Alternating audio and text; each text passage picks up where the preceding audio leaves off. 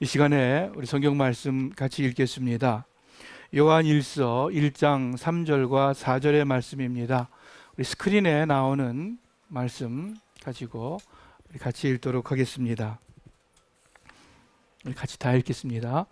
우리가 보고 들은 것을 여러분에게도 전파합니다. 이는 여러분과 우리가 서로 사귐이 있게 하려는 것입니다.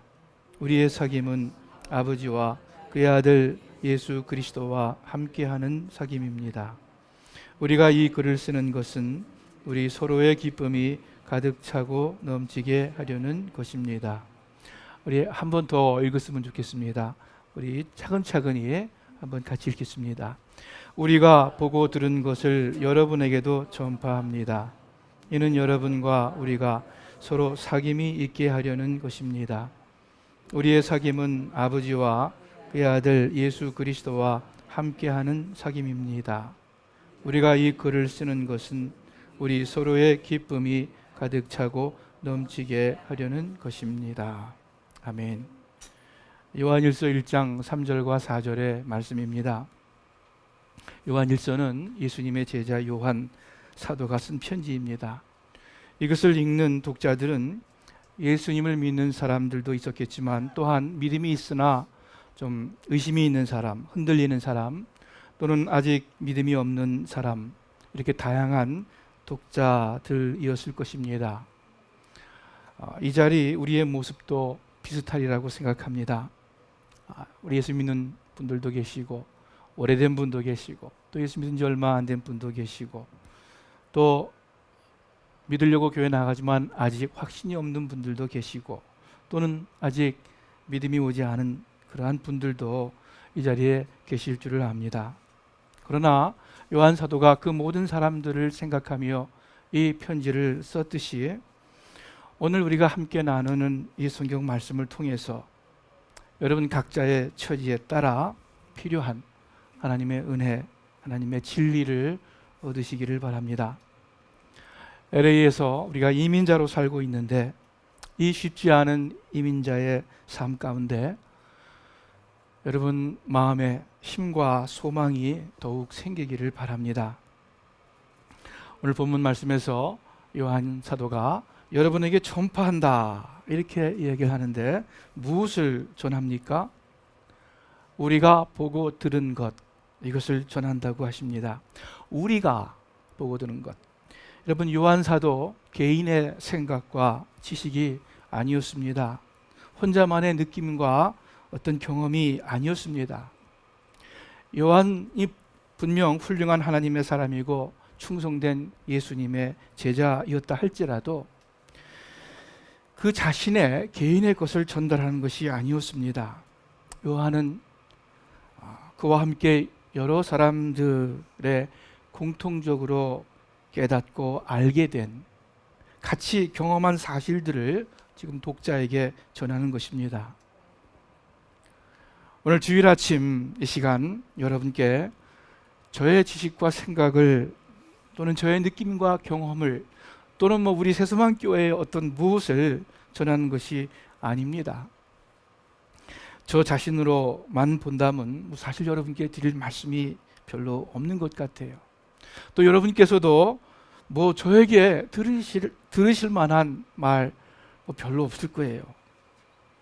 그러나 이 시간 저의 말이 아니라 예수님의 제자 요한이 다른 제자들과 함께 예수님에 대하여 보고 들은 것을 그리고 이 책에 기록한 것을 그리고 지난 2000년 동안 수없이 많은 사람들이 같이 깨닫고 같이 경험한 것을 여러분에게 전하는 것입니다. 또한 요한은 우리가 보고 들은 것을 전한다 이렇게 말씀합니다. 보고 들은 것. 여러분 무엇을 의미합니까? 그저 생각과 느낌이 아닙니다. 막연한 관념과 이론이 아닙니다. 내가 직접 보고 들은 것입니다. 즉 누구도 부인할 수 없는 내가 경험한 틀림없고 확실한 것을 전한다는 말씀입니다. 여러분 모든 사실에 진위는 진짜냐 가짜냐는 무엇으로 결정납니까? 법정에서 판결을 내리는 것, 그 결정적 요소가 무엇입니까? 증거 또는 증인이에요. 우리 느낌이 아무리 그런 것 같아도, 이론적으로 아무리 맞는 것 같아도 증거가 없으면 안 되는 것입니다. 여러분, 요한 사도는 지금 아주 결정적인 증거, 그것도 한 사람이 아닌 여러 사람들이 보고 들은 증거를 제시하는 것입니다. 우리가 보고 들은 것을 너희에게 전한다. 여러분 기억하시기를 바랍니다. 기독교 복음은, 신앙은 추상적인 진리가 아니라 어떤 인격적 실체에 관한 것입니다. 우리가 보고 들은 것. 그러면은 요한이 말씀하시는 우리가 보고 들은 것, 한마디로 무엇입니까? 1절과 2절을 한번 볼게요. 그 전에 1절과 2절 제가 읽겠습니다. 여러분 눈으로 보시길 바랍니다. 요한일서 시작입니다. 이 글은 생명의 말씀에 관한 것입니다. 생명의 말씀은 태초부터 있었고 우리가 들었고 우리 눈으로 보았으며 우리가 주목했고 우리 손으로 만져보았습니다. 그 생명이 나타나셨습니다. 우리는 아버지와 함께 계시다가 우리 앞에 나타나신 그 영원한 생명을 보았습니다. 그래서 우리는 여러분에게 영원한 생명을 증거하고 전파합니다. 생명의 말씀 또는 생명이라고 하는데 누구를 가리켜요? 예수 그리스도입니다. 요한복음 1장에 태초에 말씀이 계시니라, 이 말씀이 하나님과 함께 계셨으니 이 말씀은 곧 하나님이시니라. 밑으로 내려가서 이 말씀이 육신이 되어 우리 가운데 오셔서 함께 거했다. 바로 예수 그리스도를 가리키십니다. 그래서 우리가 아까 읽은 본문에 우리가 보고 들은 것을 너에게 전한다. 지금 1장 1절과 2절에 우리가 눈으로 보고 듣고 손으로 만지고 주목하고 바로 예수 그리스도를 말씀하는 것입니다. 여러분, 예수님은 제자들을 부르셔서 그 12제자들과 함께 다니시고 함께 일을 하셨습니다. 그러므로 제자들은 예수님께서 가르치시는 말씀을 직접 들었고 또 그 행하시는 기적을 직접 목도했습니다. 과연 제자들은 우리가 보고 들었다라고 말할 수 있는 사람들입니다. 12명의 제자들 가운데에서도 특별히 베드로와 요한과 야고보 이 세 사람은 예수님과 더 가까이 지척에서 예수님을 보았습니다. 또 함께 행했습니다. 변화산에서 예수님의 모습이 영광스럽게 변화되고 모세와 엘리야와 함께 이야기하는 것을 이 세 제자가 보았습니다. 그만큼 예수님과 함께 가까이 있었어요. 그런데 이 세 제자 중에서도 어떤 사람이 특히 예수님과 같이 가까웠죠? 요한이죠. 요한은 제일 나이 어린 제자였습니다. 성경에 보면은 요한은 그 닉네임이 예수님의 사랑하시는 제자다, 이렇게 거듭거듭 표현하고 있습니다. 최후의 만찬에서도 예수님 옆에 앉아 식사하는 사람이 바로 요한 사도입니다. 예수님께서 십자가에 달려 돌아가실 때에 다른 제자들은 도망하거나 숨거나 멀리서 바라보고 있었지만은 이 요한만은 예수님 십자가 곁에 서 있었습니다. 모친 마리아와 사도 요한이 함께 서 있는 것을 예수님께서 보시고 요한아, 내 어머니다, 마리아를 가르칩니다. 또 마리아에게 당신 보소서 당신의 아들입니다 하고 요한을 마리아에게 소개합니다. 마리아를 요한에게 맡깁니다. 이렇게 사도 요한은 끝까지 예수님의 일거수일투족을 보면서 가까이 있었던 제자였습니다. 그래서 요한은 태초부터 있는 말씀에 관하여는 예수 그리스도예요. 우리가 들은 바요, 눈으로 본 바요, 주목하고 우리 손으로 만진 바라 하고 누구보다도 확실하게, 누구보다도 먼저 증거할 수 있는 사람입니다. 요한이 이렇게 확실히 증거하는 예수님, 예수 그리스도 어떤 분입니까? 요한일서 4장 마찬가지로 요한이 증거합니다. 요한일서 4장 9절 10절 제가 읽겠습니다. 하나님의 사랑이 우리에게 이렇게 나타났습니다. 곧 하나님께서 자기 독생자를 우리에게 보내주셔서 그분으로 말미암아 우리가 생명을 얻게 하신 것입니다. 사랑은 여기에 있습니다. 곧 우리가 하나님을 사랑한 것이 아니라 하나님께서 우리를 사랑하셔서 우리 죄를 위해서 그분의 아들 예수 그리스도를 화목 제물로 보내주셨습니다. 직접 보고 들은 제자들이 전한 예수님, 그 제자들의 제자들이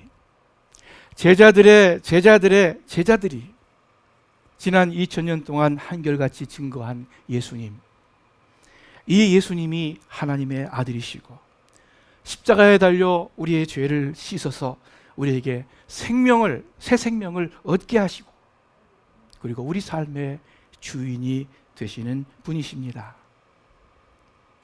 히브리서 13장에 예수 그리스도는 어제나 오늘이나 영원토록 동일하시다 말씀하십니다. 요한 사도가 목격하고 증거한 그 예수, 지난 2000년 동안 많은 사람들이 만났고 믿었고 증거한 그 예수, 이 시간에 우리가 함께 듣고 전하는 예수 그리스도, 동일하신 예수님이십니다.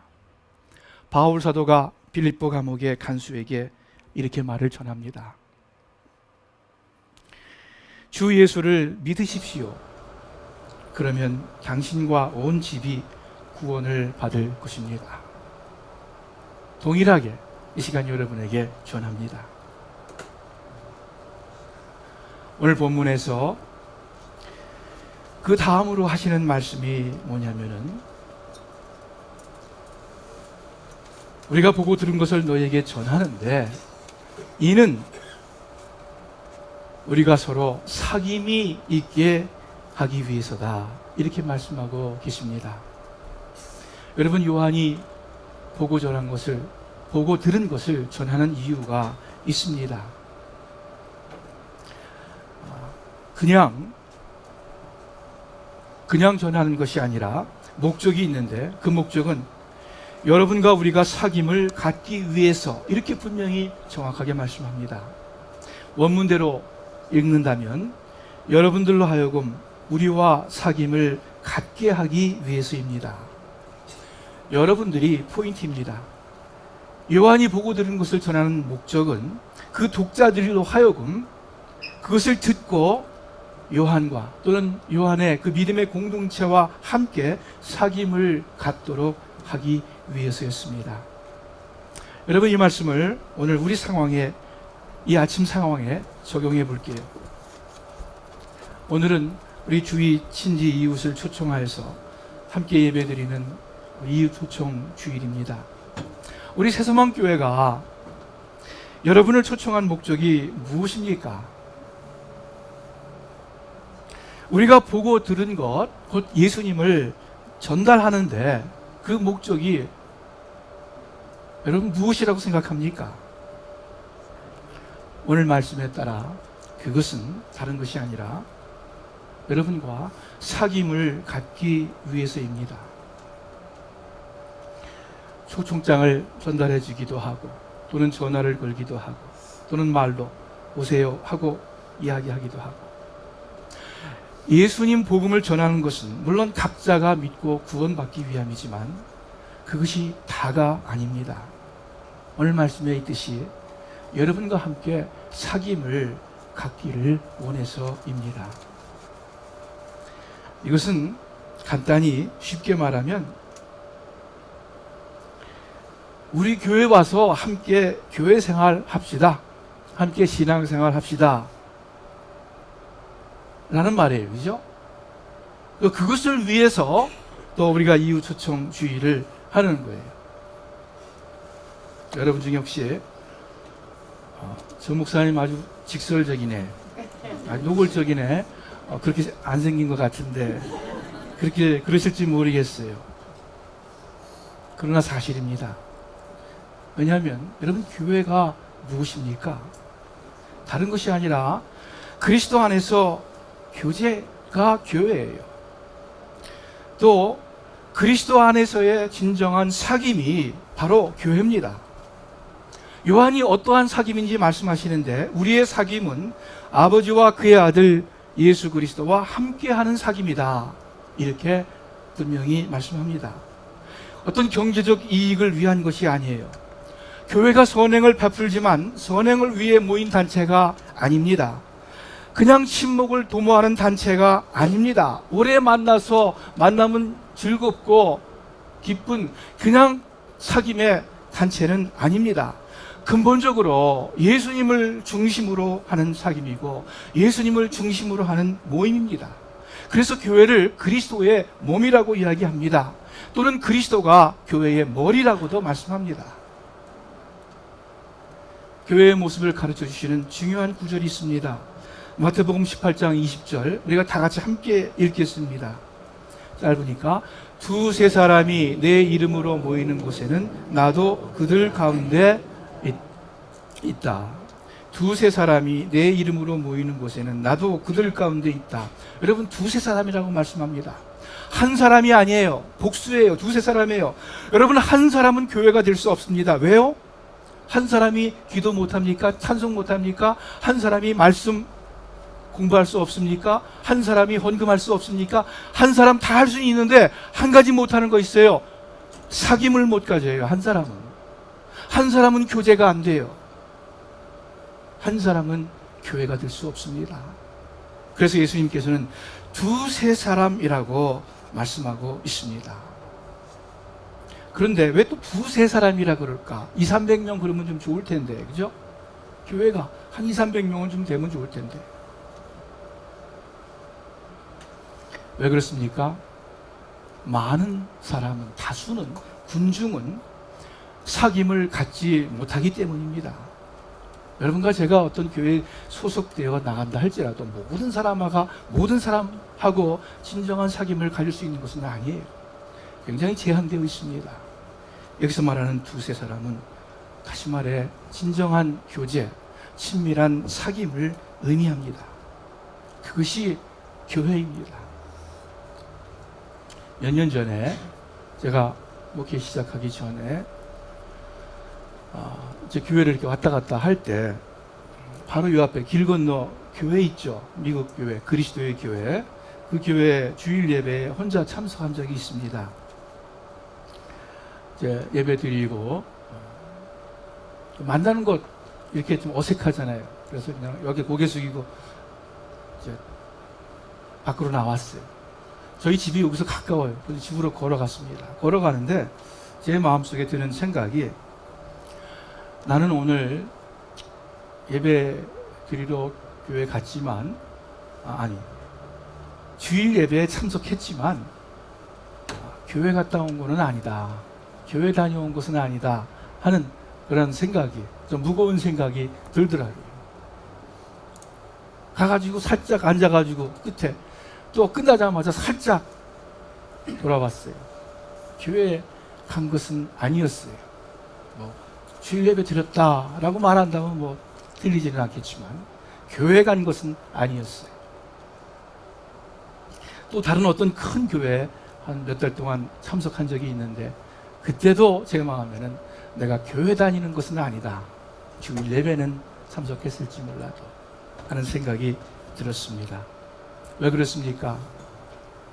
두세 사람 친밀한 사귐이 있는 곳에, 그곳에 내가 있다. 예수님이 말씀하셨기 때문입니다. 자, 두세 사람이 내 이름으로 모이는 곳에 아무리 친밀한 사귐과 교제라 할지라도 예수님이 중심이 되지 못한다면, 예수님의 이름이 아니라면 교회라고 할 수 없을 거예요. 어떤 개인의 이름이 아닙니다. 어떤 단체, 조직의 이름이 아닙니다. 예수님의 이름이 공통분모입니다. 예수님을 믿고 예수님의 말씀을 표준으로 삼아 지키고 예수님을 향해서 함께 나아가는, 그래서 예수님을 높이고 예수님을 전하는, 그것이 예수 그리스도의 교회입니다. 무엇보다도 내 이름으로 모이는 곳, 어떤 곳이냐면요, 예수님의 사랑으로 서로 사랑하는 곳입니다. 예수님께서 요한복음 13장에 중요한 말씀을 주십니다. 새 계명을 주느니 너희가 서로 사랑하라 하면서 그 다음 구절이 중요해요. 너희가 서로 사랑하면 이로써 모든 사람이 너희가 내 제자인 줄 알리라. 여러분들이 서로 사랑하면 이로써 다른 사람들이 너희가 내 제자인 줄 알리라. 그리스도의 교회인 줄 알 것이다. 이렇게 말씀하십니다. 아무리 사람들이 많이 모여도, 아무리 목사님 말씀이 좋아도, 아무리 찬양이 좋아도, 아무리 뭐가 좋고 뭐가 좋다 하더라도 서로 사랑하지 않는다면 예수 그리스도의 교회는 아닙니다. 못 됩니다. 그러므로 내가 사랑하지 않으면 나는 아쉽지만 진정으로 교회에 다니는 것은 아니에요. 나에게는 교회가 없어요. 그러나 내가 사랑하면 그 교회가 좀 부족한 교회라 할지라도, 그 교회가 뭐 작은 교회라 할지라도, 그 교회가 찬양이 좀 부족하다 할지라도, 뭐가 좀 부족하다 할지라도 내가 사람들을 사랑하면 그러면 나는 그리스도의 교회에 속한 거예요. 왜 그렇습니까? 예수님께서 그렇게 교회의 데피니션을, 교회의 정의를 내려주셨어요. 너희가 서로 사랑하면 이로써 다른 모습이 아니라, 다른 길로가 아니라 이것으로 너희가 내 제자인 줄, 그리스도를 따르는 사람들, 교회임을 사람들이 알 것이다. 이러한 사귐을 위해서, 그리스도의 교회를 이루기 위해서 우리가 보고 들은 것을 여러분에게 전합니다. 세 번째, 마지막으로 요한은 한 걸음 더 나아가서 어떤 궁극적인 목적을 또 말씀합니다. 자, 우리가 보고 들은 것을 너에게 전한다. 그 목적은 너희와 사귐을 갖기 위해서다 하시면서 이 글을 쓰는 것은 하는데, 그것은 우리가 보고 들은 것을 전하는 것은 똑같은 말이죠. 뭐라고 말씀합니까? 우리 서로의 기쁨이 가득 차고 넘치게 하려는 것이다. 어떤 다른 성경 원문은 우리가 아니라 너희의 기쁨이 넘치게 하려 합니다. 아마도 요한의 편지를 읽는 사람들이 예수님 안에 사귐을 알게 되면 기쁨이 생기고, 그러면 그것이 또한 요한의 기쁨이 된다는 의미에서 우리 서로의 기쁨이라고 표현했을 것입니다. 오늘 아침 우리가 보고 들은 것을 여러분께 전하는 것은, 우리가 만나고 알게 된 예수 그리스도를 여러분께 전하는 것은 다른 이유, 다른 목적이 없습니다. 궁극적으로 여러분의 기쁨을 위한 것입니다. 우리 교회에 오세요, 이웃 초청 주일에 참석해 보세요 하는 이유는 우리를 위해서가 아닙니다. 여러분 변유학 목사를 위해서가 아니에요. 새소망 교회를 위해서가 아니에요. 교회의 수적 부흥을 위해서가 절대로 아니에요. 단 한 가지 목적이고 또 단 한 가지 목적이어야만 하는데, 그것은 여러분의 기쁨입니다. 성경이 말씀하고 있지 않습니까? 이는 여러분과 우리가 서로 사귐이 있게 하려는 것입니다. 이는 우리 서로의 기쁨이 가득 차고 넘치게 하려는 것입니다. 그것이 하나님의 기쁨이 되기 때문입니다. 이 자리에 계신 여러분들, 많은 분들이 구원받은 믿음을 갖고 있을 줄로 생각합니다. 또 초청받아 오신 분들 가운데서도 나름대로 기독교 신앙을 갖고 계신 분들이 여럿 계실 줄을 압니다. 우리 모든 분들에게 마찬가지입니다. 바울이 고린도 교회에 편지를 쓰면서 이렇게 말씀합니다. 우리가 너희 믿음을 주관하려는 것이 아니다. I'm not gonna control over your faith. 너희들의 믿음을 주관하려는 것이 아니다. 너희들의 믿음을 이렇다 저렇다 가르치려고 하는 것이 아니다 하시면서, 오직 너희 기쁨을 돕는 자가 되려 함이다. 바울이 얼마나 공부를 많이 한 사람입니까? 얼마나 놀라운 신령한 경험을 한 사람입니까? 그런데도 바울은 너희 믿음을 주관하려는 것이 아니다. 너희를 가르치려고 하는 것이 아니다. 단지 너희의 기쁨을 돕는 자 되려 합니다. 말씀합니다. 왜 그렇습니까? 복음은 말 그대로 기쁜 소식이기 때문에 그래요. 참 그리스도의 복음은 우리의 마음에, 우리의 삶에 진정한 기쁨과 평안을 주시는 복음이기 때문입니다. 아무리 성경에 비추어 맞다 할지라도, 아무리 옳은 정통 교리일지라도 우리의 마음과 삶에 진정한 기쁨과 평강을 주지 못한다면 여러분, 그것은 예수 그리스도의 복음이 아닙니다. 아니에요. 아무리 맞는다 할지라도 실제로 우리의 삶에 그 기쁨과 그 평강을 줄 수 없다면 복음이라고 할 수 없죠. 여러분, 성경에 하나님의 명령이 많이 있습니다. 하나님의 요구하시는 것이 많아 보입니다. 그런데 하나님께서 정말로 우리에게 원하시고 정말로 여러분과 저에게 바라는 것이 무엇일까? 여러분, 하나님께서는요, 여러분과 제가 잘 섬기기를 원하세요? 그럴 것 같아요. 우리가 하나님께 뭔가 잘 해드리기를 바라실 것 같아요. 그러나 근본적으로는 그렇지 않습니다. 사도행전에 하나님께서는 무슨 부족한 것이라도 있어서 사람의 손으로 섬김을 받으시는 것이 아닙니다. 그분은 모든 사람에게 생명과 호흡과 모든 것을 주시는 분이십니다. 스스로 충만하신 하나님은 여러분과 저의 섬김을 필요로 하지 않습니다. 욥기에 보니까는 사람이 하나님께 무슨 유익을 끼쳐 드릴 수 있느냐, 아무리 슬기로운 사람이라고 해도 그분께 아무런 유익을 끼쳐 드릴 수가 없다. 내가 올바르다고 하여 그것이 전능하신 분께 무슨 기쁨이 되겠으며, 내 행위가 온전하다고 하여 그것이 그분께 무슨 유익이 되겠느냐.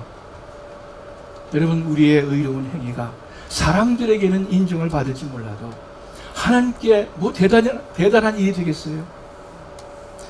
우리가 의로우면 얼마나 의롭겠어요? 그러면 하나님께서 원하시는 것이 무엇입니까? 하나님 당신을 잘 섬기는 것도 아니고, 뭘 드리는 것도 아니고, 우리가 바르고 의롭게 서는 것도 아니라면 하나님은 여러분과 저에게 무엇을 바라실까요? 하나님께서 우리에게 진정 바라시는 것은 한 가지입니다. 이 근본적으로 이 한 가지 뿐입니다. 뭐예요? 하나님은 여러분과 저의 기쁨을 원하십니다. 여러분과 제가 이 땅에서 진정한 기쁨과 즐거움을 갖고 살기를, 진정한 평강을 갖고 살기를 원하십니다. 여러분, 그 진정한 기쁨과 평강을 누리고 계십니까? 고등학생 딸아이가 수학 시험을 망쳤어요. 페일했어요. 그래서 마음이 안 좋아서 괴롭다가 고민하다가 어저께 엄마한테 텍스트로, 말은 못하고 텍스트로 보냈어요. 엄마, 나 이 수학 시험 페일했어요. 내가 지금 아주 힘들어요. 그러니까 엄마가 이제 답장을 보내왔는데 이렇게 보냅니다. 딸아, 나는 내가 수학 시험 망칠 때도 괜찮다. 내 SAT 점수가 1000점 밑이라도 괜찮다. GPA가 그렇게 높지 않아도 2.0을 받아도 괜찮다. 내가 좋은 대학에 못 들어가도 괜찮단다. 그러나 네가 마음 아파 울면 그러면 나는 괜찮지가 않아. 내가 스트레스 받고 힘들어하면 나는 그때는 괜찮지가 않구나. 그때는 괜찮지가 않다. 여러분, 하나님께서도 마찬가지 아니겠습니까? 하나님은 더 하시지 않겠어요? 좋은 수학 점수가 하나님께 무슨 유익이 되겠습니까? 여러분과 제가 의롭고 바르게 산다고 해서 완전 무결하신 하나님께 무슨 큰 대단한 기쁨이 되겠습니까? 우리가 이 세상에서 이름난 사람이 되던 또는 반대로 못난 사람이 되든 그것이 하나님께 무슨 그렇게 큰 관심거리가 되겠습니까? He doesn't care. 하나님 별로 케어 안 하세요. 그거 가지고. 그런데 여러분과 제가 힘들고 괴로워하면 하나님은 케어하세요. 하나님은 괜찮지가 않아요. 하나님께서는 우리가 불행한 것을, 괴롭고 어둡고 마음이 아픈 것을 그냥 보고 계실 수가 없는 분입니다. 부모가 자녀를 사랑하듯 그렇게 위하듯 우리를 사랑하시는 우리의 아버지이시기 때문입니다. 우리의 기쁨과 즐거움을, 평강을 가장 바라시는 하나님이시기 때문입니다. 그래서 하나님께서는 이 땅에 독생자 예수 그리스도를 보내셨습니다. 예수님의 탄생을 알리시면서 천사가 뭐라고 말씀합니까? 온 세상 백성에게 미칠 큰 기쁨의 좋은 소식을 전한다. 이렇게 말씀해요. 기쁨의 좋은 소식이다. 또 기독교 진리를 복음이라고 말씀합니다. 복음. 말 그대로 좋은 소식, 기쁜 소식이라는 뜻입니다. 예수님께서 십자가 지시기 전에 마지막으로 이런 말씀을 하십니다. 많은 것을 가르치신 다음에 내가 이것들을 너희에게 말한 것은 내 기쁨이 너희 안에 있어 너희 기쁨을 충만케 하려 함이니라. 예수님의 그 말씀들이 바로 여러분과 제가 이 땅에서도 기쁨과 평강을 가지고 살게 하기 위해서 말씀하셨다고 기록하고 있습니다. 여러분, 이 기쁨이 있습니까? 이민생활 힘들다고 하는데 그것과 상관없어요. 여러분, 이 기쁨과 평강이 여러분 마음 가운데 있습니까? 그냥 바쁘고 힘들게 사느라고 내가 기쁜지 슬픈지도 알지 못하고 내가 괴로운지 어두운지 아니면 밝은지 그것도 별로 느끼지 못하고 그냥 바삐 살고 계십니까? 하나님은 여러분과 제가 기쁨을 누리기를 원하고요. 그리고 그저 셜로우한 얕은 기쁨이 아니라 우리의 마음 속으로부터 샘솟는, 그리고 환경에 구애되지 아니하고 항상 기쁘고 평안하게 살기를 원하시는 분입니다. 그것을 위해서 예수 그리스도를 우리에게 보내주셨습니다. 이 기쁨을 서로 나누기 위해서 주님 안에서 사귐을 갖기를 원하는 것입니다. 분명히 말씀에 이것을 전하는 것은 사귐을 위해서다. 그리고 더 궁극적인 목적은 우리 서로 기쁨이 차고 넘치게 되기를 원한다. 우리 이 자리에 계신 분들 다시 한번 하나님께서 여러분 삶에 원하시는 것 기억하시기를 바랍니다. 그리고 혹시라도 여러분 마음 가운데 어두움이 있거나 또는 실망이 있거나 또는 별로 삶이 무의미하다거나 그렇다면 여러분 사귐을 가지시기를 바랍니다. 예수 그리스도 하나님 아버지와 함께하는 그 사귐을 가지시기를 우리 주님의 이름으로 축원합니다. 기도하겠습니다. 하나님 아버지 감사합니다. 저희들에게 또 하나님의 말씀을 들을 수 있는 기회 주신 것 감사드립니다. 그러나 우리가 눈이 있어도 보지 못하고 귀가 있어도 듣지 못하고 마음으로도 생각하지 못한다고 하시는 말씀 기억합니다. 또한 오직 성령으로 이 모든 것을 가르쳐 주신다고 하신 그 말씀 기억합니다. 하나님 기도합니다. 주의 성령님께서 이 자리에 함께한 모든 분들 앞으로의 남은 생애 가운데 시시때때로 말씀하여 주시옵소서, 가르쳐 주시옵소서. 그래서 예수 그리스도와 함께하는 또 예수님의 이름으로 함께하는 그 사귐에 속하게 하시고 그리고 그 사귐을 통해서 허락하신 진정한 삶의 기쁨을 누리는 저희들 모두가 되게 하여 주시옵소서. 감사합니다. 예수님의 이름으로 기도합니다. 아멘.